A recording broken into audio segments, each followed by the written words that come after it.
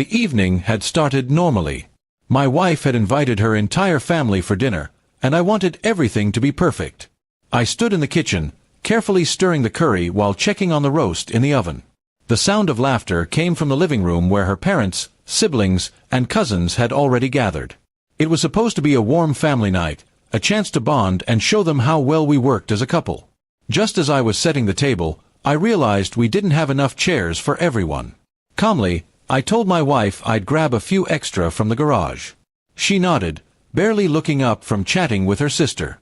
I wiped my hands on a towel and headed toward the garage, thinking of nothing but keeping the dinner moving smoothly. As I pushed open the garage door, I froze. The lights were already on, and the scene in front of me made my stomach twist. My wife was there, locked in an intimate moment with another man. Their bodies pulled apart instantly when they heard the creak of the door, but it was too late. The truth hit me like a hammer. While I was inside cooking for her family, she was betraying me in our own home. I stood there, unable to move, my mind racing. My wife's face turned pale, and she stammered something about it not being what it looked like. But the guilt in her eyes told me everything.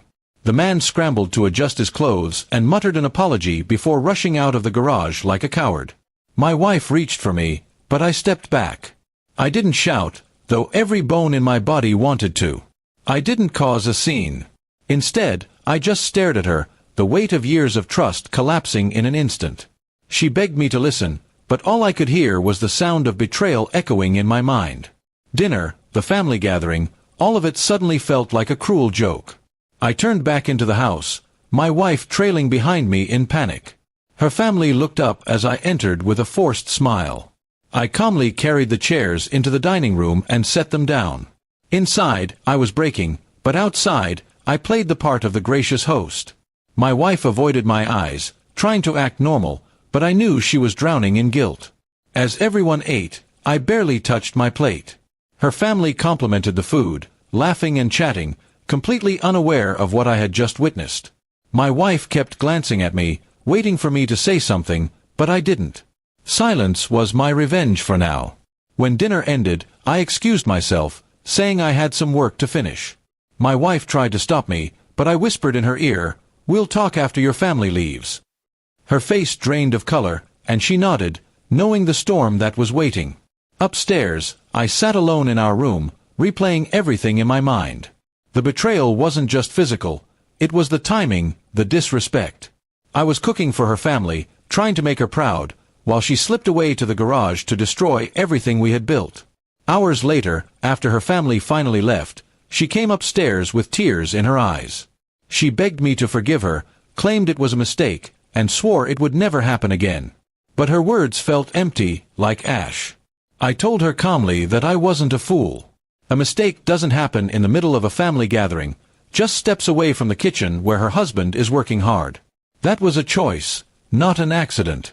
Her sobs filled the room, but my heart was already turning cold.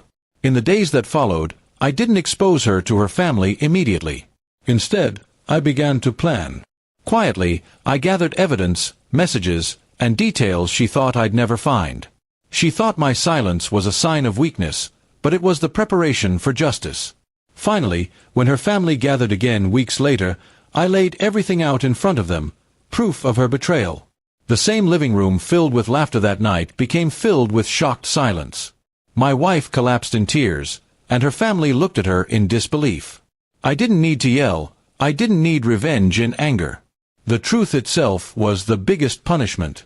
I walked out of that house with my dignity intact, leaving her to face the shame of her choices. My pain was deep, but so was my resolve. Never again would I allow myself to be disrespected like that.